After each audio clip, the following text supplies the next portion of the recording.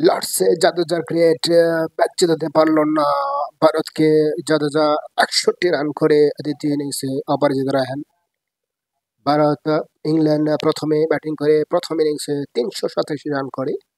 ইংল্যান্ডের পক্ষে জোহর root ১০৪ run করেন এবং ব্রাইডন কার্স ৫৬ রান করেন। ভারতের পক্ষে জসপ্রীত বুমরা ৭৪ রানে ৪টি উইকেট লাভ করেন। ৩৮৭ রান লক্ষ্যে খেলতে নেমে ইন্ডিয়া প্রথম ইনিংসে ৩৮৭ রান করে একেবারে যাকে বলে শিয়ানে শিয়ানে লড়াই, সেটাই যেন প্রমাণ করলো। ভারতের পক্ষে KL রাহুল ১০০ রান করেন এবং ঋষভ পান্ট ৭৪ রান করেন। ইংল্যান্ডের পক্ষে ক্রিস ওকস ৩টি উইকেট লাভ করেন। ফলে ইংল্যান্ড দ্বিতীয় ইনিংসে ১৯২ রান করে। ইংল্যান্ডের পক্ষে জোহর রুট আবারও ৪০ রান করেন সর্বোচ্চ এবং ব্রেন স্টোক ৩৩ রান করেন।